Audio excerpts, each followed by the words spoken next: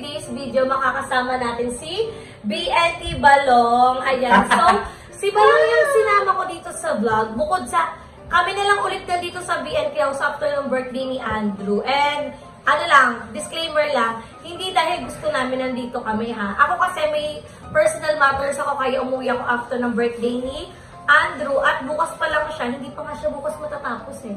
So parang may ginagawa kasi ako na kailangan ko talagang matapos at gawin talaga, kaya nandito ko. Pero once natapos naman yun, nalarga ulit kami ni Balong dun sa Cavite. So sila lang muna ulit yung makikita nyo. At itong video na to, kaya si Balong yung sinama ko.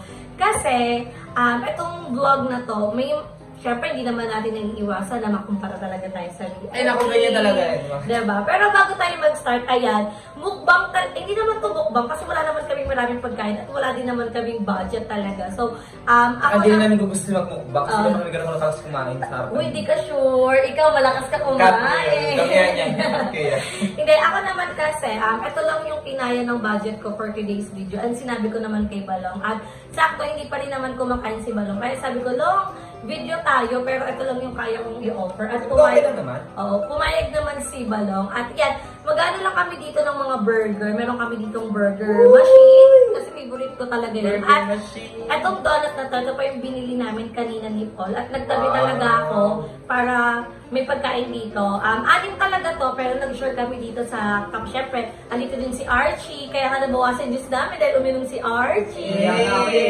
May MP yan, may MP pa yan. Dahil syempre kailangan natin mag-share ng blessing talaga. So, yan lang yung food namin. At etong vlog na to, tulad nga ng sinabi ko kanina, na parang may mga nagko-comment about sa atin na parang tayo na daw yung napag-iiwanan na daw tayo ng BNT.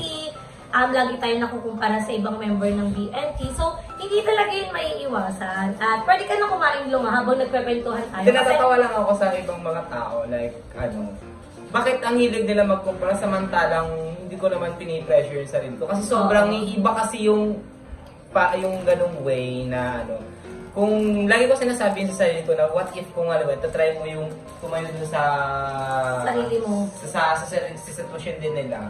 Siyempre nakaka-pressure yun. Ako matagal na ako na-pressure sa sarili ko pero tapos ko nang gawin yung magmula nung na naging okay na kami ng family ko. Pero hindi ko naman binobroadcast lahat ng achievement na meron sa amin kasi hindi naman siyang desire to share. May mga pahina ng libro natin na hindi natin na-share sa kanila. At alam mo, sobrang thankful ako sa mga nagtatanggol, sa mga criticism, constructive criticism na mga comment. Okay naman kami doon. Pero ako, ikaw, napipil mo ba, bilang isa kang member din naman sa BNT, napipil mo ba na napag-iiwanan na tayo, napag-iiwanan ka na, gano'n? Hindi. Kasi kung napag-iiwanan tayo, na hindi tayo agad nakakasabay sa mga kung anong ginagawa na. At saka, mapipil natin yun. Ako naman, hindi ko talaga nararamdaman. Siguro, nakikita nyo lang kasi ganito na lang yung views, ganito na lang yung nararanasan sa buhay. Pero ako kasi, hindi ko napipil na ako na yung pinapakaw, na pag-iiwanan ako. Kasi may mga kanya-kanya kami responsibilidad. At ako, nung na-open ko yun sa inyo na nabasa ko yung mga comment nyo, gano'n, ako okay na ako. Kasi next year, mag-start na natulungan ako ng mga kapatid ko. So, makakahinga-hinga na din ako kahit papaano. At thankful din naman ako na hindi napaparamdam ng mga member natin. Diba? Tulad doon nasa Cavite kami, guys. Nakapag-vlog ako nang wala akong pera. Kasi sinagot lang yun ng mga bayon. Sinimol, nilibre niya ako ng kape, yung coffee vlog namin. Nung isa kong vlog na nilutuan, for us yun, si Ayi nagbigay nun. Alam mo yun, hindi nila ipapapil sa'yo na pag-iiwanan ka na. Pero andyan sila para tulungan ka nila. Pag alam nilang down na down ka, wala eh, ganoon talaga. Supportahan lang kayo. At the same time, may mga kanya-kanya kayong timeline. May mga kanya-kanya kayong may mga kanya-kanya kayong spotlight, diba? So, hindi talaga natin maiiwasan ng kumpara tayo. Tsaka hindi naman kasi nila yung ibang tao kasi, like, sinasabi ko din na, kung matagal nyo na kaming kilala, alam nila yung mula kung saan kami nanggaling or something na, kung ano yung naging life namin noon. Ganon, siguro may ibang tao, madalas kasi ibang tao nagsasabi, yun talaga yung parang ngayon lang nila tayo alam na kilala or something na hindi pa nila alam yung totoong pagkatao po. Hindi po kami mayaman, may mga responsibility, may binabayaran din kami ng mga bills, diba? Tsaka hindi naman kami na kagaya na kailangan talaga ng sobrang totoo. Ako kasi, wala naman akong ibang problema bukod sa sarili ko lang naman din ang naiisip ko. Like, ako muna, gano'n. Kasi tapos naman ako sa responsibilidad ko. O sa family mo. I mean, si Balong kasi siya. Ako naman, hindi pa ako tapos. Kahit na sabihin nyo na iwanan mo yung family mo, ganito yung gawin mo. Ako hindi ko siya kayang itin. Kasi family Na hindi ko naman kayang makita na yung mga kapatid ko gutom na gutom. Hindi ko naman kaya na yung family ko iwan ko. Pero naiintindihan ko na malalakas pa sila, ganito. Pero syempre, kung ako naman yung kumikita, kailangan ko din talaga mag-provide. At hindi naman, oo, puro ko reklamo. Kasi, alam niyo guys, gusto ko lang din naman i-share sa inyo para hindi lang makita ng mga tao na puro lang tayo saya. Na puro ganito lang yung nararanasan natin, na puro ganito lang yung pinapakita natin. Gusto din namin makita nyo. Total na open din naman namin sa inyo yung buhay namin. Gusto ko na rin ipakita sa inyo kung ano na ba yung talagang totoong pinagdadaan namin behind the camera. Na like, umaabot kami sa utang, sangla, ganun. Yung mga kaibigan namin, yung mga nagpapagawa ng bahay, sila Ayes, sila Limod. Kala nyo ba hindi yan napipressure? Siyempre napipressure sila kasi the more na patapos na yung bahay nila, the more na ang laki ng ginagastos nila. Diba? May si GM, si Andrew, yung ibang BNT member, si Joven, may mga kanya-kanya kami responsibility. That's why nakikita nyo sila like sobrang talagang very grind sila. It's because dun sa kailangan nila. Pero kami, okay, naiintindihan din namin yung ganun. Kasi mahirap talaga magpagawa ng bahay. Kasi ako dati nag-aamag ako sa tatay ko nung nagbabayad kami sa bahay niya. Nung nag-work din ako, kasi natapos din namin yun siya, na nahihirapan din ako.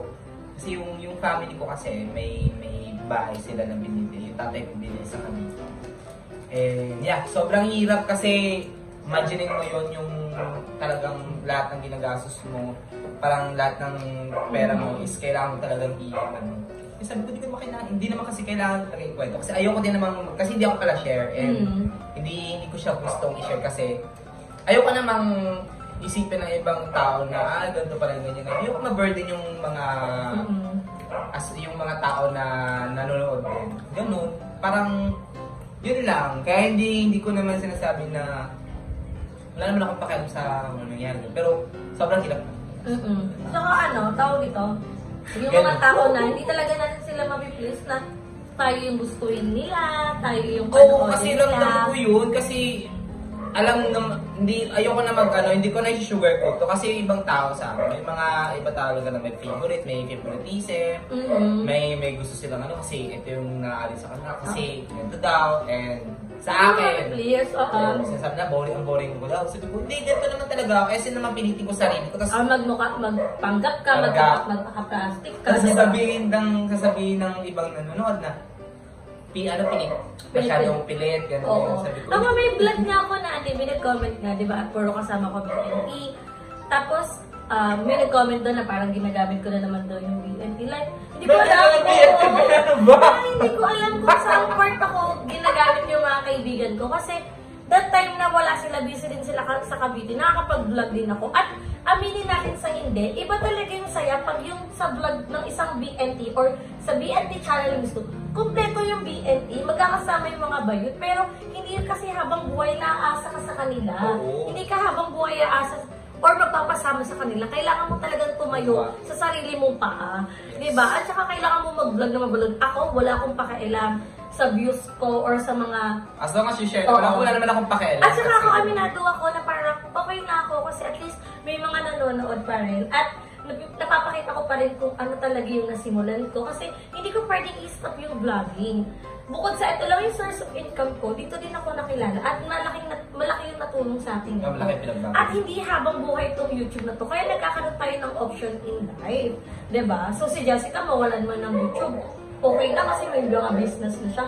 In terms ng ganun, hindi kami naiinggit kasi may mga kanya-kanya naman tayong time. May mga kanya-kanya tayong, alam mo yun. Sometimes may mga tao na sasabi na parang buti pa sige ito ganyan. Sabi ko, hindi naman sa pero hindi naman din kami parang pero mo kasi naman naiinggit kami. Pero walang ganun, wala po ganun. Kasi simulat sa pool, yun na din yung gusto namin sa isa't isa. Like, sabi ko, nung magkakasama kami, wala pang start na to YouTube. Iniisip namin kung ano mag-YouTube, kung ano magiging. Sabi ko, di na naman yung pangarap nila. Kasi ako, ang gusto ko lang naman sa buhay is, bukod sa mga graduate, yun lang. And I'm still na parang yung BNT, nandun pa rin naman sa YouTube. Kahit na siguro magpahinga na kami sa YouTube, makikilala pa rin yung mga Ako, may mga kanya-kanya tayong pathway na tumatanda. oo, tumatanda na tayo, may mga kanya-kanya tayong pinapahak. Kaya ako, syempre may mga plan din kami. Ang hirap kasi pag sinabi mo yung plano mo eh. Diba? Hindi ka nakadalawang burger. Okay lang yan? May plan ka pa. Kain! Di ba kasi ako makain? Kanina lang na nakapag-try kami ng pancit canton. Nga lang yung... Yan, kasi kagigising ko lang din. And ayun, nag-edit ako kagabi. And sabi ko, hindi ko wala ako sa mood na mag-upload. Kaya sabi ko baka bukas. And totally nakaka-drain din pala yung last time na nag-everyday upload na ako. Sabi ko, Ay, ako hindi pala yung pakiramdam na ano mo, kaso nga lang, after ng ano, so next. Oo. What more ngayon pa, yung mga kaibigan natin nag-everyday upload. Ako ngayon na sinushoot namin ito, di ba lang? Wala akong upload today As in wala, kasi sabi ko pahinga muna ako. Kasi bukod sa nadidrain ako, may isa pa akong content na hindi ko pa na-edit. May isa pa akong content, pero hindi ko na siya in-upload kasi wala, gusto ko lang magpahinga kahit one day. Kasi bukod sa nakaka-drain talaga siya, yung isang inaayos ko na personal matters, mas nakaka-drain siya. As in, sobrang mas nakaka-drain siya. Kaya sabi ko, okay lang yan. Hindi na muna ako mag-share ng iba kong plan sa YouTube. Okay na lang din na sabihin ko muna sa mga kaibigan ko. At least nagkakaroon ako ng guidance, diba? May mga advice akong nakukuha sa kanila. At saka, happy din ako na natutulungan nila ako ng walang sumbot, ng walang kapalit, diba? Hindi mo naman masasabing kapalit din yung parang, na pagtulong mo din sa kanila. Kasi parang given na yan sa atin. Na parang given and take. Mag-vlog ka, mag-vlog din ako, tulungan tayo. Kasi gano'n naman talaga yung mindset namin. At the same time, hindi naman siya kahit nasabihin mong pagod ka na, hindi ka makapagod. Kasi syempre, may hiya ka tapos mo mag-shoot sa iba, wala ka ng energy, diba? Dapat, kung ano yung energy yung binibigay sa'yo ng isang tao, ganun din yung energy na, nababalik mo or binabalik niya. Kasi ako, nagkakat talaga ako na pag hindi na tayo same energy, na ako na lang yung nag-e-effort, ako na lang yung nagaganto. Hindi. Dapat same tayo. Give and take tayo. Kasi nadidrain din naman ako, napapagod din ako. Diba? So, hindi lang siya in terms ng vlogging siya, generally, hindi lang sa vlogging. Ako sa mga taong nandyan ako through ups and down nila, tapos nung ako na yung nangangailangan, wala sila. Parang na-off ako. Pero hindi mo naman kasi kailangan i-require talaga na ganun yung maging isukli nila sa'yo. Yes, pero ako happy ako nagagampanan ko na yung pagiging mother ko, yung pagiging anak ko, yung pagiging kaibigan ko, pagiging partner ko. Happy na ako. At hindi, ako nakakahinga na ako na parang hindi, kahit sabihin natin, financial talaga yung kailangan natin. Pero mahalaga din na may mga taong nandyan palagi para sa'yo. Kasi hindi yung mabibili ng pera, diba? Parang emotional support. Hindi mo siya mabibili. Kaya, alam niyo guys ko yan, kung mag-chat sila, yes, running well, every time na meron akong sad na post, nag-chat sila, nangangamusta. Kaya ang sarap din talaga magkaroon ng ganong kaibigan. At meron akong mga new circle of friends na nandyan din sila for me na ang gaan-gaan ng pakiramdam ko sa kanila na alam kong hindi ako magagamit or hindi ako papabayaan talaga, diba? Kahit na kanya-kanya kaming tinatahak at kahit hindi kami nag-uusap-usap, yun talaga masasabi mong friends, diba? Yes. Ako sa mga ganyan, okay din ako kasi minsan kasi di naman ako mapili sa kaibigan. Pero mahilig ako yung parang kikilalanin, gano'n. Kaya minsan kapag may mga sila lang din naman ang kasama ko or ibang yung literal na kilalang friend ko lang na nakikita nyo sa video, yun yung mga lagi kong kasama. And speaking of mga video, kapag halimbawa nag-upload ako ulit, okay lang naman sa akin mag-upload kahit sino man yung kahit konti lang yung manood. Basta as long as may nagko-comment sa akin na parang go live, ganyan, may nakaka-appreciate, okay sa akin yun. Hindi ako nalulungkot. Pero mas natutuwa ako kapag may mga tao talagang nagsasabi na, uy, ang ganda ng ganito, ganyan. Kaya nga hindi yun ako madalas kasama ang BNT kapag nag-shoot kasi o hindi ka nag-vlog ako mag-isa para at least ma-enhance ko lalo yung parang confident ko sa iba. Kasi mahiyaan ng tao. Alam nila yon kasi sobrang talagang hindi ako masyadong palachiko sa camera. Kaya nga minsan sinasabi nga nila ang boring ko daw kasi kaya sabi ko, kung boring ko, ba't ko pipiliting maging masaya na OA na nun? Sasabihin niya naman ako, parang pinipili. So, parang gano'n lang din. Alam mo, ang happy na swerte pa rin talaga natin. Kasi in terms na kahit gano'n ka lang-busy yung mga kaibigan natin, magtutulungan nila tayo. Totoo. Kaya hindi mo mapipil na ikaw na lang yung naiiwan sa BNT kasi hindi naman nila ipapapil sa'yo eh. Kahit na may problema ka in life, kahit na may problema ka financially, andyan pa rin sila, tutulungan ka nila, kahit na may mga sarili silang gastusin. Diba? Tuturuan ka nila kung paano mo dapat i-handle yung pera mo para hindi ka na darating sa ganyan point. Ano, saan magkaroon ng ganong klaseng kaibigan? Ako ganun din naman ako every time. Kaya minsan sabi ko kapag halimbawa na medyo sabi ko, mukhang kailangan sabi ko, tulungan nyo ako dito. Ako naman, sabi ko naman sa sarili ko, sa mga na-help sa akin ng mga BNP, hindi naman sila nangihingi ng kapalit. Pero gusto ko bumawi sa kanila one day.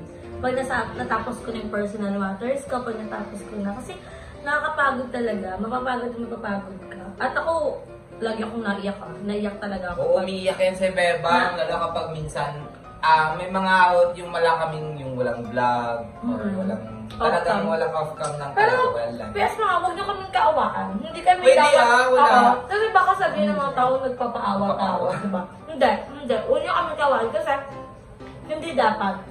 Diba? Kasi, hindi. Parang sabihin, baka sabihin nila, mag-comment nila, nagpapaawa lang sila. Hindi. Kasi ako, never ako nang kuha ng simpatya ng tao. Parang attention seeker. Oo, parang yun. Parang attention seeker tayo. Pero dapat hindi. Kasi kami naman, kahit anong hirap sa buhay, lumalaban naman kami ng pangkas. Oo, lumalaban naman kami ng At nag-grind talaga kami ng totoo at tapat sa aming puso. I mean, hindi naman ako kasi sabi ko, hindi naman po ako ganun ka-consistent, pero nakakapagbigay po naman ako ng update sa inyo kung kayo naman sa inyo, ay bahala kung siya panoorin. Ginagawa Kasi ko may sila. time na parang nakakaawa sila kasi Sila, ilang taon na lumipas, andyan pa rin sila. Nakakaawa sila kasi napag-iiwanan na sila. Nakakaawa sila kasi ganyan yung sitwasyon ng buhay nila. Na parang, wait, wag, hindi dapat. Kasi may mga kanya-kanya tayong struggle in life. May struggle kami na parang hindi nagigits ng tao kasi hindi naman namin sinishare. Tsaka, hindi naman siya necessary to share and hindi rin siya tinatawag na parang kailangang ipahayag sa ibang tao kasi magmumukha din kami parang parang nagpapaawa kayo na dapat kaawaan tayo, di ba? Oo. Kaya sinasarili namin yung ganun ba kasi personal na problema namin. That's why hindi naman ako pala vlog kasi sabi ko iniisip ko, sinasabi ko yung mga video ko na, itong mga video ko, pinag-iisipan ko to, kung tama ba, lalo kapag sa public, lalo kapag nasa labas ako ng pag-video, kung makikita nyo ako na yung camera nasa baba, nahihiya talaga ako. Ako din! Kasi ginagano ko talaga, pero mag-explain hindi ko kasama, until now, pag hindi ko kasama yung BNT in public, nahihiya pa rin ako mag-vlog. Oo, as in. Hindi ako ganun sanay, kasi sanay ako na nasa back, nasa side nila. Ako yung parang support ng side jokes, gano'n, taga-side jokes. Kasi parang sila Aye, sila Aye, tsaka sila Andrew.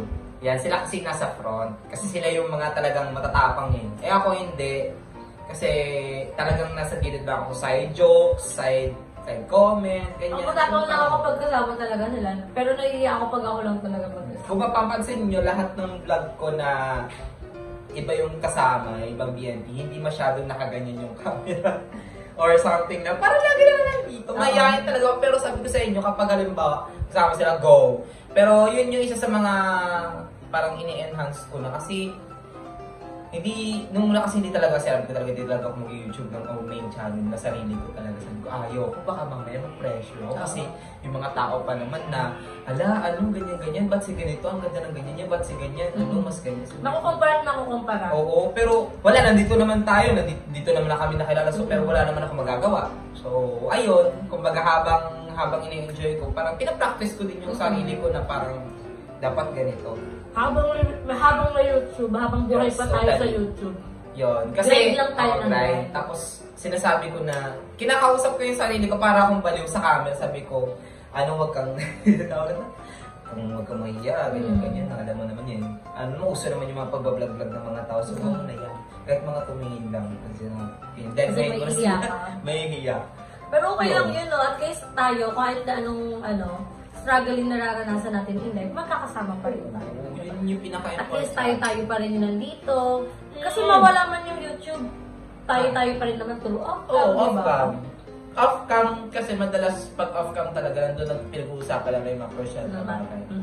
Privado, lahat ng mga bagay-bagay na kailangan na hindi kasali sa YouTube. Ako, hindi ko naman masasisi na open ko na talaga yung buhay ko in YouTube. Pero, Ngayon, iniiwasan ko na siya na hindi dapat lahat i-share. Lalo na nahuhusgahan ka talaga ng maraming tao. Pero wala kang choice kasi judge ka lang nila ng judge kasi hindi naman nila alam talaga kung ano yung tunay na nangyayari sa'yo or kung ano man yung pinagdadaanan. May ganun. Pero kasi nga, sabi nga ni parang yung buhay kasi namin, yung buhay kasi ng mga kagaya namin, di ba, nag-YouTube kami. Pero parang kasi kami parang yung open book. Oo. Parang open book. ano na tayo, open na tayo sa kanila, di ba? May mga pages na May mga pahina na hindi natin na-open sa kanila. May mga pages na for us lang talaga. Pero kadalasan, yung pages na yung nakikita nyo, yun yung... Kung ano yung nakasanayan nyo, yun na yung nasi-share natin sa kanila. Pero anyway, parang masaya din naman na behind this, parang sa likod na mga pinagdadaanan namin through outcome. Uy, kala nyo lang, hindi kami nasasaktan kami ha. Kaso-survive natin, no? Na hindi nila nakikita kung paano natin i-survive yung araw-araw, di ba? Ikaw kaya sabihan lang, alam mo yung parang hindi ka naman nila pinapakarit. Parang wala naman silang magdadalaw sa'yo. Pero parang wala ka namang kwento, wala ka namang... May masakit akong na-receive na word dati. Nagla-live ako sa TikTok, sabi nila. Totoo ba na wala kang pangarap sa buhay kaya ganyan ko? Sabi ko, wow!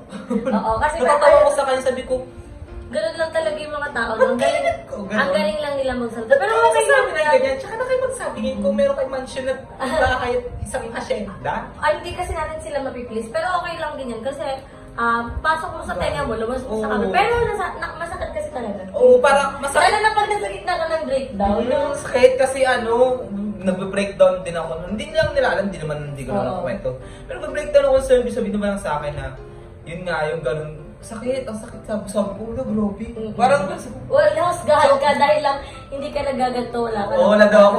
Wala daw iba yung ano ko, yung lifestyle ko sa ibang mga kasama ko. Sabi ko, natatawa lang talaga ako, pero sa utak ko, grabe. Pero okay lang yan, gawin natin silang, lakas, parang inspirasyon na parang papatunayan natin sa kanila. Actually, hindi dapat eh. Dapat patunayan natin sa sarili natin na mali yung sinasabi. Oo, kasi wala naman, hindi naman ako ganun na, hindi ko naman sinabi na wala akong pangarap, pero grabe! Oo, may kanya-kanya kami pangarap, pero ang hirap naman. Pangarap ko naman kasi gusto ko na naman kasi maging astronaut. Diba? Ang hirap talaga pag sabay-sabay. Pero ako, yung feeling ko yung year next year, parang year ko na siya. Kasi bukod sa makakahinga na ako ng maluwag-luwag, marami na akong gustong gawin next year, diba? So sana, i-claim natin, i-manifest natin na mangyari siya. At laban lang talaga ng laban in life. Ano man sabihin sa'yo ng ibang tao, sumbatan ka naman ng ibang tao, siraan ka man ng ibang tao. Mananatiling ikaw at ikaw pa lang din yung makakakilala sa sarili mo. Buhay mo naman yan. Sabi ko, buhay ko naman to. Bakit yung makailangan yun? Buti sana kung halimbawa, hawak yung buhay ko, like, pag kinuha nyo, wala na. Ako, ginawa ko din yung vlog na to, para malaman ko din yung take ni Balong. Kasi, dalawa lang tayong na talaga. So, parang ako, nung nabasa ko yung comment na yun, sabi ko, paano ko siya i-take? Kasi, parang, okay, kung ganun na yung tingin mo, okay lang. Kasi wala naman akong magagawa kung yan na talaga yung tingin mo. Pero, at least, napaprove ko sa sarili ko. Wala akong pagsisisiyan kasi yung everyday ko, yung routine ko everyday, nagagawa ko yung best ko, 'di ba? Parang lahat ng best ko, ginagawa ko, at least wala akong pagsisisiyan. Maging successful man ako, at least binuhos ko lahat. Maging hindi man ako successful, pero huwag naman po sana. Ginagawa mo naman yung best mo. I try my best, diba? So, thank you so much, Balong. I hope, nabusog ako, hindi ko na kaya gusto kong burger. Ako nga nabusog nga din ako eh. This is for Archie na lang. Ay, napapagod si Archie! Kay Archie na lang ito. Kasi inalagaan niya si Bella at Coco nung wala kami dito. So, thank you so much, Archie. At ayan mga Bex, hanggang dito na lang. I hope na naliwanagan na kayo. At share lang namin to. Share lang namin na. Hindi yung pinakabuong buhay namin. Huwag niyo masamain. At least nasi-share lang din kami sa inyo ng saloobin. Ito lang yung saloobin namin. Pero nagigas naman namin yung point nila. Yung sinasabi nila. Pero, hindi man kami sabi ko hindi naman kami kagaya ng sa kanila na una nung niya kilala. Kasi ako, mahalaga, happy tayo sa life. Kami. Happy kami lahat. So, okay yung mga bayot na yan, thank you sa support sa amin. every time na pumupunta kami dyan, kahit na magkakalayo tayo. Pero huwag kayo mag-alala kasi nararamdaman ko malapit na tayo magsama-sama simula nung nag-meeting tayo. Diba? Konti na lang. Pinag-usapan kasi kami na importante. Basta sabi na lang yun. Pero ayan, huwag niyong kalimutan mag-subscribe sa YouTube channel ni Balong. Siyempre sa mga kaibigan ko, sa YouTube channel ng BNT Production. Yes. Lalo na sa mga everyday uploads sa Team Cavite. Yan, mag-subscribe na kayo at huwag din kayo mag-skip ng ads para maka-help tayo sa pagdagdag nila sa pagpapagawa ng Kasi yun yung bahay. pinaka-guide Kala Andrew ko. GM, sa pagpapagawa pa rin ng bahay, kay Mama Joven, kay Jericho, kay Jessica. Yan, mag-subscribe kayo sa mga kaibigan namin, kay Mother Queen, kay Madam Ivan. So, dito na muna namin tatapusin ang aming vlog. Bye! Thank you for watching!